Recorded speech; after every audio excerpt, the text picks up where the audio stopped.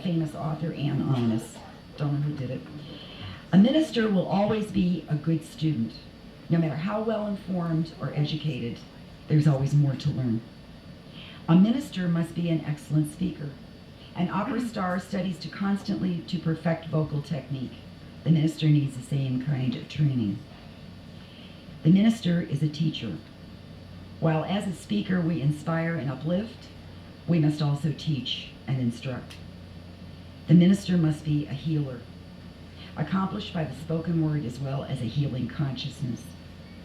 The minister is a pastor, the shepherd, taking care of his or her flock that Jesus spoke of. The minister must be a leader, not a boss or a dictator, but a leader. Some people say there's a call to the ministry. I think it's more like a call of the ministry. And I want to say here right now, I think everyone has a ministry. Everyone has a ministry, and my definition of that is it's something we're well suited for, something that we do well, something that we know helps others, and something that we're ignited by and that sustains us. And I don't care what that ministry looks like or what that title is. That could be building bridges, it could be building buildings, it could be acting, it could be sales, it could be medicine, it can be delivering the mail, it can be waiting on tables. It's a ministry. It covers all of those parameters. And those parameters to me are service. So everyone has a ministry. There was a quote we used to use in our Holmes Institute brochure many years ago, and it was obviously to encourage enrollment into ministerial training. And it was a quote that said, "Many are called, few choose." I don't know if I agree with that or not. I think some people fight. I think some people scramble. But I think the bottom line is if you move into this ministry through all the training and get as far as where Tucker stands tonight, and some of us have stood before, that it grabs you and you can't turn away from it. It just grabs you. It's within your whole being. It fills you, it motivates you, it embraces you, it moves you forward with everything that you think, you plan, and you do.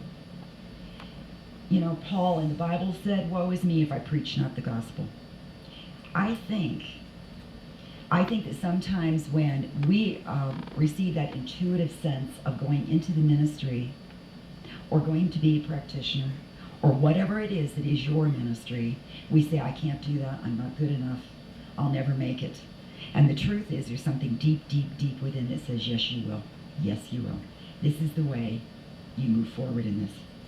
It's like having a love affair with God, actually. That's what this ministry is about. The thing that's different about being a minister in religious science or a practitioner or just a person who follows this philosophy every day of their life is the fact that we choose to do this 24 hours a day and live in a fishbowl. Because truly, as we're moving through our processes of practicing these principles, you all get to see us practice the principles. You get to see everything hang out. And we're doing it, and we're trying. And it's, the religious science ministry is not easy, but it sure is wonderful. It sure is wonderful. Many are called and few choose. I'm glad it chose me, actually. Because I was one of those who was fighting and kicking and screaming and going, no. And I'm so pleased that Tucker chose. So pleased. Because as a colleague, I support her dedication and her commitment to her ministry and to her congregation. I want to give you my definition of colleague, by the way. My colleagues are not just people who do the same work I do, they're my friends. They're my friends in the same work. There is a closeness that takes place. Just as some of you are very, very close with the people you work with. The biggest deficit is that most of us don't see each other very often because we live miles apart. So, it's already been mentioned that Tucker chose the theme emergence, and she told me about the sun breaking out from the dark clouds. And I love the quote that she used in her invitation, and it said, "Through emergence, we are the service and the life that we can then offer others." And for those of you who know me, I love to look up in Webster what the word means, and then I only use the definition that suits what I wanted to say, of course. But anyway, Webster says emerging or emergence is to become visible or apparent or to evolve.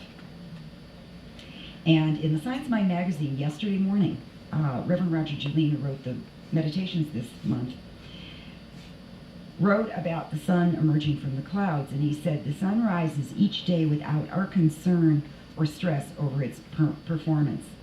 It radiates, it warms, and through the miracle of photosynthesis, it produces food for us to consume. No amount of strain on our part will cause the sun to rise 1 minute earlier, shine 1 bit brighter, or produce 1 more erg of energy. Spirit works the same way in our life, and this is still Roger Julien. God does not sit and wonder each day if we should receive positive or negative experiences. Spirit doesn't stress over whether or not to heal the issues that trouble us. In God's now, there is only good, eternally and ever present, broadcasting its power and presence to everything in creation. Sometimes we tend to forget that. But as I was thinking about the word emergence, what came to mind for me was the old tried and true analogy of the butterfly, the cocoon moving to the butterfly. And you know, I wanted to make sure I had my facts straight, so I looked up in the on internet and checked out on butterfly, and I did find some things I didn't know about.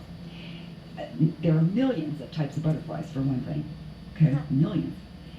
And through the stage of the cocoon, of the caterpillar, I don't know if you know this or not, but the caterpillar sheds its skin many times before it spins the cocoon. Many times. Many times.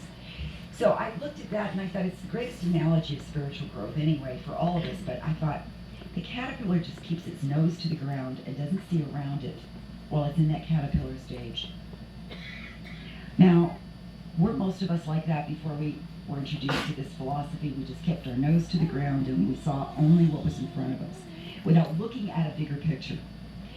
And then when it said that it sheds its skin many times, I thought, you know, we start getting into this. And we start shedding the old self of us. We start shedding the old actions. We start shedding the old beingness that we were, because we move forward in a different way. And then comes the time. It comes a time when you don't shed skin anymore, when the caterpillar starts weaving from its own body, throws together this cocoon, this silky sac, to be able to move into, to metamorphosize into something greater. And we do that and sometimes we have to be reclusive when we go through this metamorphosizing, because we need to be away from everyone. We need to be just there. And we're told that it's painful to be in that cocoon when metamorphosis is taken over and that is a full butterfly, because there's no room. There's no room. There's no room for the wings. And there's something within this now butterfly that says, I have to fly, but you can't. And so even breaking the cocoon is painful. How many have been there? Yeah. I met Tucker over 12 years ago, and before we get into name stuff, I have to tell you, when she started at my prac class, she went by a different name, and then she started ministerial training, and she went by a different name. You want to talk about confused. I was confused.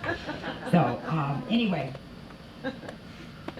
she came into my practitioner class, and over 12 years ago, I know they just had their 10th anniversary, and she also enrolled in Holmes Institute at the time for as many classes as was allowed her at the time. And then she pursued her ministerial studies and was actually my registrar for Holmes Institute. I was dean of the college at the time. And we began a wonderful friendship, and we've roomed together at conferences, and we've shared our hearts and our thoughts of science of mind. And I have watched her beat against that restrictive cocoon. I have watched her go through the dark night of the soul using science of mind principles all the time. Every inch of the way. That dark night of the soul is that metamorphosis. And sometimes we all have to do that. So now tonight she's celebrating her ability to fly.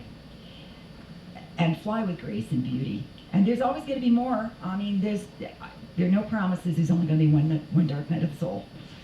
There's more. Trust me, there's more. I believe that ordination is the celebration of the mystical marriage of the beloved of your soul and your higher self.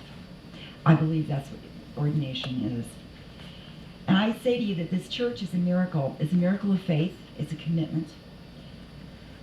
It's a commitment and a miracle of faith for, oh, I always carry one, honey. Did you want one? I always carry one. I believe that this church is a proof of commitment and love, not just of Tucker's and of Reverend Lynn's, but of everyone here. I want to close with a reading from Khalil Gibran that he wrote about in The Prophet about work. And I think that this so totally is so perfect about the ministry. And so I say this to you, Tucker, and all the ministers here, and all the practitioners here. When you work, you are a flute through whose heart the whispering of the hours turns to music. Which of you would be a reed, dumb and silent, when all else sings together in unison? When you work, you fulfill a part of the earth's furthest dream, assigned to you when that dream was born. And in keeping yourself with labor, you are in truth loving life. And to love life through labor is to be intimate with life's inmost secret. All work is empty save when there is love. And when you work, you love. When you work with love, you bind yourself to yourself and to one another and to God. And what is it to work with love? It is to weave the cloth with threads drawn from your heart, even as if your beloved were to wear that cloth. It is to build a house with affection, this church, even as if your beloved were to dwell in that house. It is to sow seeds with tenderness and reap the harvest with joy, even as if your beloved were to eat the fruit. It is to charge all things you fashion with a breath of your own spirit. And you've done that. And you've done that. I know you'll continue to do that. I think all of you have done that. All of you that have been such a wonderful part of this church and the growth of this church. This celebration of your ministry is a celebration of joy. And I read somewhere that joy is the ineffable sign of the presence of God. I don't know who said that, but I love it. I think it's wonderful. And this is a place of joy, and you are the presence of God. Dr. Margaret Stortz wrote Science Mind Meditations, magazine meditations, last spring, a year ago practically, and she started each one with this. I loved it. It was so important to me. And she said, I am love, I am peace, and I am the beloved presence of God that stands forth in this world as myself. And Tucker, you are the beloved presence of God that stands forth in this world as yourself. So I love you, I honor you, I support you, I'm grateful for you in my life. Okay. So now that you're crying, we're going to get you up here and ordain you. Come on up.